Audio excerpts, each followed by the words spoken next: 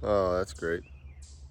Just gonna start a YouTube video and Zoe decides to pop a squat. Anyways, guys, last night it happened. It happened. We hit 1,000 subscribers. That is awesome. When I first started this channel when I was a kid, growing up in like elementary school, making videos about like our sea cars and flying airplanes and just a bunch of random crap. I never would have thought we would have made it to 1,000 subscribers, much less have videos with like 20,000 views. That is insane to me. And I am glad. Thank you for everyone who has subscribed, who likes what I'm putting out. This just motivates me to put out more. That sounds kind of wrong, but you know what I mean. Make more videos. So we're gonna go in the shop here. I did end up getting a new chassis. New to me. It's actually older than my current car by about 3 years. So there's a little bit of differences I'll show y'all when we get in there. Am I gonna keep it though is the question. There's some stuff that I need to check to see if it's even worth, spending all this time and money getting right. So let's head on in there and we'll show you the new hot rod. So today is Thursday. We got it Sunday on Mother's Day. And I've been working on it a little bit this week, not much at all. But here it is. So the reason why I'm questioning keeping it is because this is a standard Halo chassis. This one is technically a raised chassis, even though nowadays they're even higher. I'm talking about the top bar from the floor pan. So this car is 37 inches. This car is 39.5 inches from floor pan to the bottom of this bar right here. So you can see where my seat position is there. I have a little bit to spare. I think my helmet goes over the top of the seat a little bit, so not really sure. I'm not a fan of mounting a seat straight to a freaking floor bar. I think you're supposed to mount it on that hoop that I have in this car. That hoop is an inch itself, so yeah. The first thing I'm gonna do is put my seat in here and make sure my helmet is not above these bars, and hopefully, ideally, I'd like to have a little bit of room, but I don't think that's gonna happen. So I got big plans for this car though. I plan on, of course, hanging that new body on it over there, wrapping it. I'm gonna move this roof over, because these roofs are like 500 bucks for these fiberglass ones. Pulling this rear end out of here. This rear end is gonna go in where this one is. And then of course the motor trans and shocks. So yeah, I'll show you the differences on this front end here. So my current car had 3 wheelbase adjustments for track width on this right front. So you had 3 holes here you could run. On your lower cross member you had 2, and then you had to run your extension plates on your steering rack if you were running it further out. On this car though, we don't have any of that. It's a lot more simplified. This is a 1 mount position there, no extension plates, and on this lower cross member there's only 1 position to mount your lower control arm. So as you all see, this car has got some older stuff on it. It's gonna get new uppers and lowers for sure, as y'all can tell. So literally everything on the rear end though is about the same. I think, look at this right rear over here. Yes, they did make a couple changes. So positioning wise, this rear end is the same. It's just on this right rear. On my 2013, I have 2 sets of holes to be able to run a short bar versus long bar. And then on that left rear over there, we have the 2 sets of holes as well. But they're positioning wise, they're all about the same. Every bar in the center section here is the exact same as that car. The rear end, how it mounts in here is the same. All the shock positioning, it's all fairly the same. I've been bouncing back and forth with a tape measure, measuring stuff.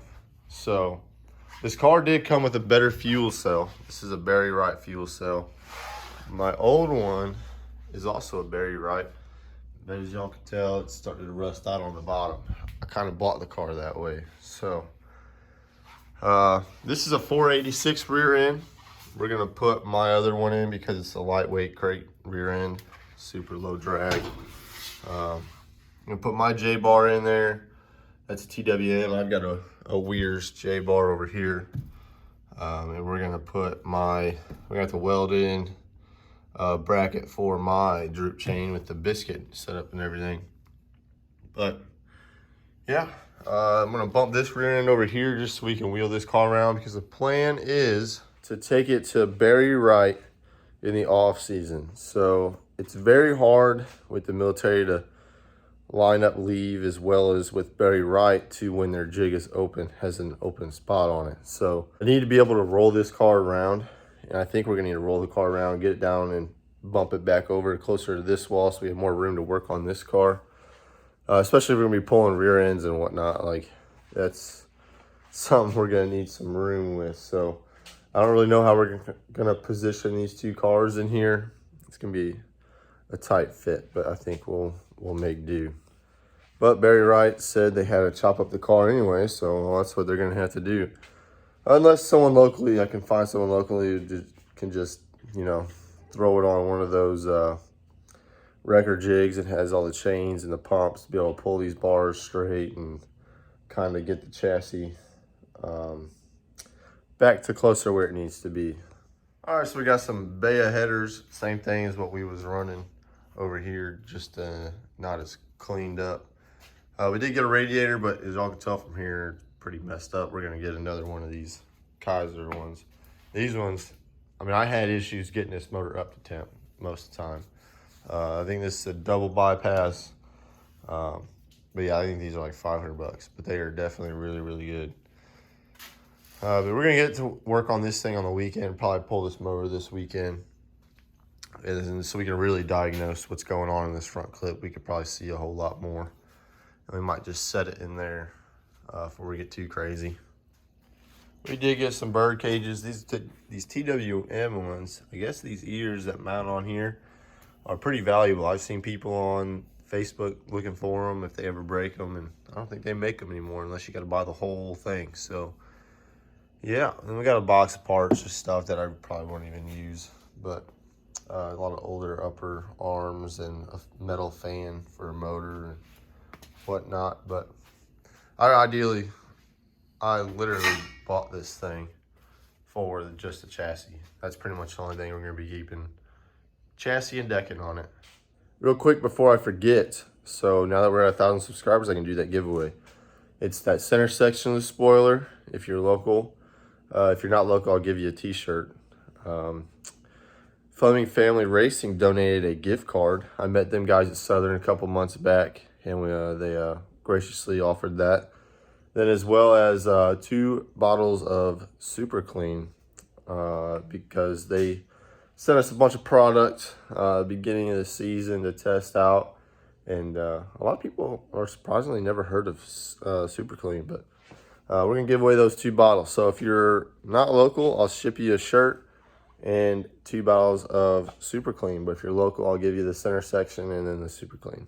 So y'all have until Sunday. I'm gonna try to upload this video today on Thursday, but it might be Friday by the time y'all see it, because we got a lot of work to do in here in my carbon fiber shop. So excuse the mess. We've got 3 covers here to work on today, 2 covers there, 4 covers here, and we got to get them all cut up, sanded, and prepped for putting clear coat on it. This is literally where I've been spending all of my mornings before I go to work, trying to bust out all these covers. But I have an order form.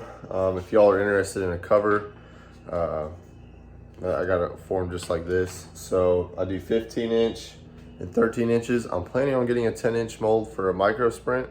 I've had some interest in doing some sprint car stuff. I think sprint car stuff is kind of wheel dependent. I use the Weld 6-bolt style cover to go off of. I don't know if it fits a Kaiser wheel or not. Maybe you guys will buy one and test it out and let me know. but for the most part, I'm pretty sure the weld will fit. If they don't, you can just modify them a little bit. So thanks to Courtney, she went and got me 2 more jack stands yesterday, because I have a set of 2 somewhere behind all that crap. I've got the recalled Harbor Freight ones. I haven't sent mine back or anything. We're just trusting them guys. But yeah, I didn't have an extra set of jack stands for the new late model. So look what we got here. Oh yeah, perfect. Yeah, this is definitely some tight quarters we're dealing with here. Uh-oh. I think we get it right, but we'll see. Now, so I can't get to the other side, we're gonna have to go underneath this bad mamma jamma. Where are we at?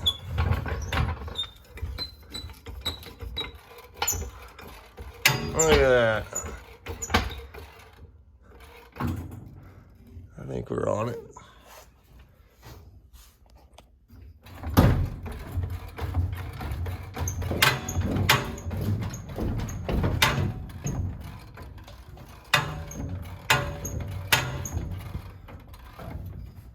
So this will give you a better look at what we got going on. So we got some more TWM bird cages on there, but I'm just gonna leave it all on this rear end. Got a lift bar. Looks like the same lift bar that we've been having on the other car. I gotta finish taking this quarter panel off. But we did get bead locks on all 4 corners. Some of them got 1350s on them. Some of them got some crate steer tires on them.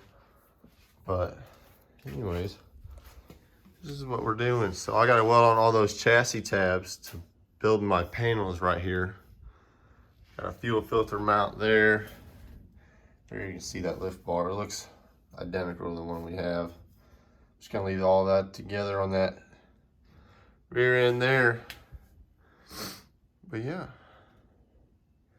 So my other car though, this X right here is what got bent. So these 2 cross members here are staggered up each other, and so it, like when it bent, it tweaked it. So I think that might have caused other issues amongst this chassis here, but I'm not sure just yet. But they're about level deck height. You can see, I don't know, it's gonna be close. I think the deck is mounted a lot higher on this one is what it looks like. But I don't know. We'll get after it though. So one thing I am noticing, my car doesn't have an adjustable left rear shock mount. I just have a pinch clamp. So I'm interested on that deal because it looks like they ran this hole here. I don't know. I know the more angle you have in a shock, the harder it is. But we might play around with that. Everything else looks pretty similar. You got the traction shock mount. They left a loose bolt in there. It's awesome. Yeah. That's what we got going on. I'm not gonna get too much work done on this today because I gotta get thrashing on these covers.